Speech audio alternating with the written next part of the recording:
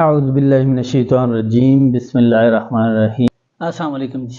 وعلیکم السلام۔ ہم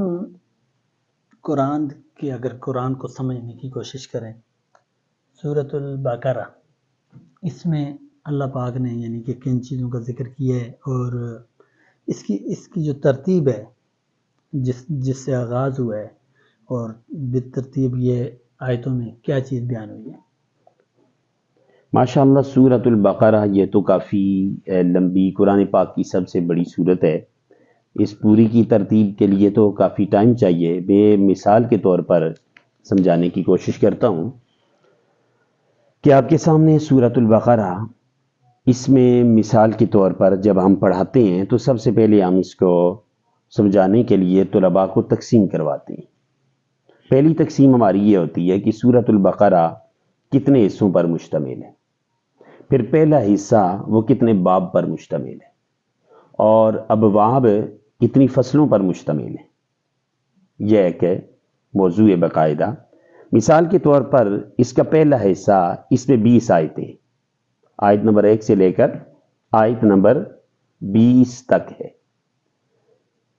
یہ ان حصوں پر مشتمل ہے۔ پہلے حصے میں رب تعالیٰ نے سورۃ البقرہ میں ابتدا سے لے کر اس کے اولئک علی ھدی من ربہم واولئک هم المفلحون یہاں تک 5 آیتوں میں رب تعالیٰ نے مومنوں کا تذکرہ فرمایا ہے۔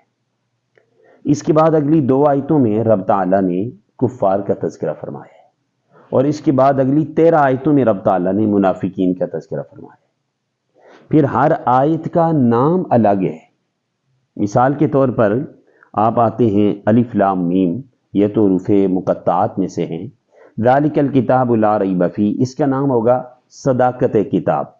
اس میں رب تعالیٰ نے کتاب کی صداقت کو بیان کیا ہے کہ یہ کتاب سچی ہے، اس میں کسی قسم کا شک شبہ نہیں ہے، شک شبے کی گنجائش اس میں نہیں ہے۔ اسی طرح ھدی للمتقین، یہ ہدایت ہے متقیوں کے لیے۔ پھر متقین کی رب تعالیٰ نے وضاحت فرمائی ہے کہ یہ متقین مومنین کون سے لوگ ہیں، رب نے ان کی صفات کو ذکر کیا ہے۔ اسی طرح اگلی 5 آیتوں کے بعد پھر 2 آیتوں میں رب تعالیٰ نے کفار کا تذکرہ کیا ہے، اور اس کے بعد رب تعالیٰ نے اگلی 13 آیتوں میں منافقین کا تذکرہ کیا ہے۔ تو یہ 20 آیتوں کی گویا میں نے آپ کو تقسیم دی۔ اس کے بعد سورت جیسی 20 آیتوں کے بعد اگلی تقسیم ہوگی، سب سے پہلے مرکزی دعویٰ ہے یا ایھا الناس اعبدوا، یہاں سے مرکزی دعویٰ ہے پوری سورت کا عبادت کے متعلق کہ ہے لوگوں رب کی عبادت کرو۔ ہمارا ایک یہاں پہ سوال بنتا ہے، اور وہ یہ بنتا ہے کہ جی 5 آیتوں میں مومنین کا ذکر ہے، ٹھیک ہے، مسلمانوں کا ذکر ہے یا مومنین، بالکل ایسے، اور 2 آیتوں میں کفار کا ذکر ہے، جی جی 13 آیتوں میں منافقین کا ذکر ہے۔ جی جی۔ یہ اس کی تھوڑی سی وضاحت چاہیے۔ اس کی چونکہ مومنین کی صفات رب تعالیٰ نے کچھ ضرورت کی بیان کی ہیں، باقی آگے مزید بھی بیان کی ہیں، اور کفار ظاہر بات ہے کافر کہتے ہیں سیدھا انکار کرنے والے کو، جس نے دین کا انکار کر دیا۔ اسلام کو ہمیشہ کفار سے بھی بڑھ کر منافقین سے نقصان پہنچا ہے، تو اس لیے منافقین کو رب تعالیٰ نے ذرا کھول کر بیان کیا ہے کفار سے بھی زیادہ، کہ منافقین کی چال بازیاں، ان کے فراڈ، ان کے مکر، ان سب چیزوں سے بچنا ضروری ہے۔ ان کو مثالوں کے ساتھ رب تعالیٰ نے سمجھایا ہے۔ اس لیے منافقین کو رب تعالیٰ نے، کیونکہ منافق کو سمجھنا مشکل ہوتا ہے، تو اس لیے رب تعالیٰ نے کھول کر بڑی وضاحت سے اسے سمجھایا ہے۔ ان سب پہ مختصر سی روشنی ڈال دیں۔ مختصر روشنی یہ ہے کہ یہ پہلی جو 5 آیتیں ان میں مومنوں کا تذکرہ ہے۔ رب تعالیٰ نے سب سے پہلے صداقت کتاب بیان کی ہے، پھر ھدی للمتقین قرآن کی ہدایت کا تذکرہ ہے، پھر متقین لوگ کون سے ہیں۔ اب کون کسی کو متقین کہے گا، کوئی بولے گا فلاں متقین میں آتا ہے، ہمارا فلاں آتا ہے۔ رب نے وضاحت فرما دی متقین وہ لوگ ہیں الذین یؤمنون بالغیب ویقیمون الصلاۃ، یہ پہلی صفت ہے، یؤمنون بالغیب، جو غیب پر ایمان رکھتے ہیں۔ یعنی جیسا کہ ہم نے رسول اللہ صلی اللہ علیہ وسلم کو دیکھا نہیں پر ہمارا ایمان ہے، ہم نے قیامت کو دیکھا نہیں ہے پر ہمارا ایمان ہے، اسی طرح فرشتے ہیں، رب تعالیٰ ہیں۔ وَيُقِيمُونَ الصَّلَاةَ، نماز کو قائم کرتے ہیں، دوسری صفت ہے۔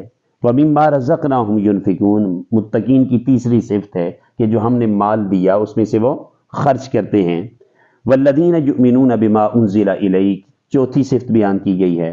وَمَا أُنزِلَ مِن قَبْلِكَ، پانچویں صفت بیان کی گئی ہے۔ وَبِالْآخِرَةِ هُمْ يُوقِنُونَ، چھٹی صفت بیان کی گئی ہے کہ آخرت پر ایمان رکھتے ہیں، قرآن پر ایمان رکھتے ہیں، جو قرآن آپ پر اتارا یا اس سے پہلی کتابیں جو اتاری گئی ان پر ایمان، تو یہ مومنین کی صفات ہیں۔ پھر اگلی آیت نے نتیجہ بیان کیا ہے کہ اولئک علی ھدی من ربہم واولئک هم المفلحون، یہی لوگ ہیں جو اپنے رب کی طرف سے ہدایت پر ہیں اور یہی لوگ کامیاب ہیں۔ اس کے آگے کفار ہیں، ان الذین کفروا سواء علیہم اانذرتہم ام لم تنذرہم لا یؤمنون، اس میں کفار کا ذکر کیا کہ ان کو ڈرانا یا نہ ڈرانا یہ برابر ہے، چونکہ وہ انکار کر چکے ہیں، وجہ کہ ان کے دلوں پر موریں لگ چکی ہیں، اسی طرح ان کی آنکھوں پر پردہ لگ چکا ہے۔ رب نے باقاعدہ اس کا ذکر کیا، ختم اللہ علی قلوبہم، مور لگا دی ہے رب تعالیٰ نے ان کے دلوں پر، وعلی سمعہم، اور ان کے کانوں پر، یعنی وہ حق بات سن نہیں سکتے، کان تو ہیں لیکن حق بات کو نہیں سن سکتے۔ وعلی ابصارہم غشاوہ، اور آنکھوں پر پردہ ہے، حق کو دیکھ نہیں سکتے۔ فرمایا وَلَهُمْ عَذَابٌ عَظِيمٌ، ان کے لیے بہت بڑا عذاب ہے۔ اس کے بعد رب تعالیٰ نے فرمایا منافقین کا چونکہ ذکر ہے، وَمِنَ النَّاسِ، لوگوں میں سے بعض ایسے ہیں، مَن یقول، وہ جو کہتے ہیں آمنا باللہ، ہم اللہ پر ایمان لائے، وبالیوم الآخر، اور آخرت کے دن پر، وما ہم بمؤمنین، حالانکہ وہ مومن نہیں ہیں، یعنی وہ زبان سے کہتے ہیں لیکن حقیقتاً وہ مومن نہیں ہیں۔ یہی ان کی زبان سے کہنا اور دل سے مومن نہ ہونا، اسی کی رب تعالیٰ نے پھر آگے مرض بیان کی ہے، جھوٹ بولتے ہیں، وہ اس میں کس بیانی کرتے ہیں، صحابہ کرام کو برا بھلا کہتے ہیں۔ رب نے بڑی تفصیل سے ان کو پھر آگے ذکر فرمایا۔ میرے یوٹیوب چینل کو سبسکرائب کر دیں، ویڈیو کو لائک کر دیں اور ویڈیو کو شیئر کر دیں۔